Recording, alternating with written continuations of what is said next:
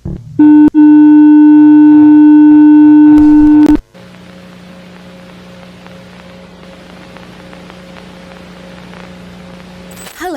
kembali lagi bersama kami di Partai X.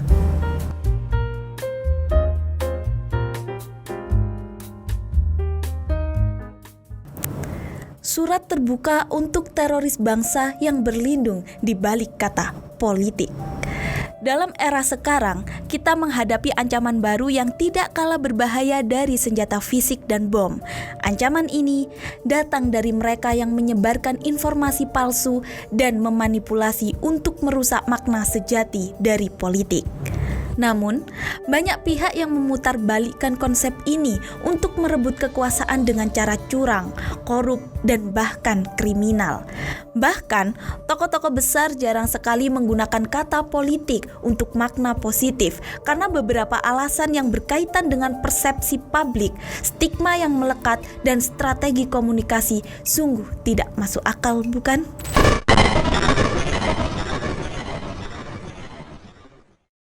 Orang-orang yang merusak nalar kritis tidak menggunakan senjata biasa. Senjata mereka adalah kata-kata yang dirancang untuk menyesatkan, merusak kepercayaan, dan memecah belah masyarakat. Mereka menyebarkan kebohongan dan setengah kebenaran melalui berbagai media, menciptakan narasi yang mengaburkan batas antara fakta dan fiksi. Ini merusak demokrasi yang seharusnya didasarkan pada pemikiran kritis dan informasi yang akurat. Manipulasi ini mengaburkan peran politik sebagai sarana untuk mencapai kebaikan bersama.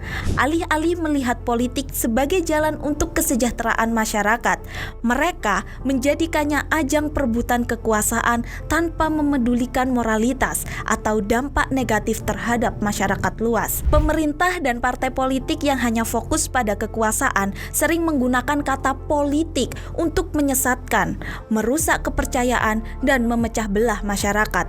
Politik kemudian dikenal bukan lagi tentang melayani rakyat, melainkan tentang mengamankan kekuasaan pribadi atau kelompok dengan segala cara, termasuk kekerasan dan penindasan. Melalui berbagai media, mereka menyebarkan kebohongan dan setengah kebenaran, menciptakan narasi yang mengaburkan batas antara fakta dan fiksi.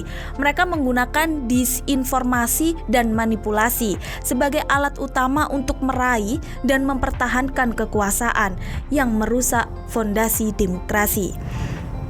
Akibatnya, tercipta iklim ketidakpercayaan dan sinisme di kalangan masyarakat terhadap institusi pemerintahan dan pemimpinnya.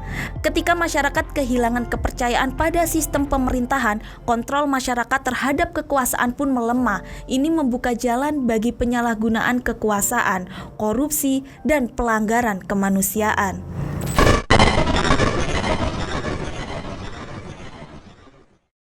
Untuk menghadapi ancaman ini, kita perlu kesadaran kolektif dan komitmen untuk mempertahankan integritas politik.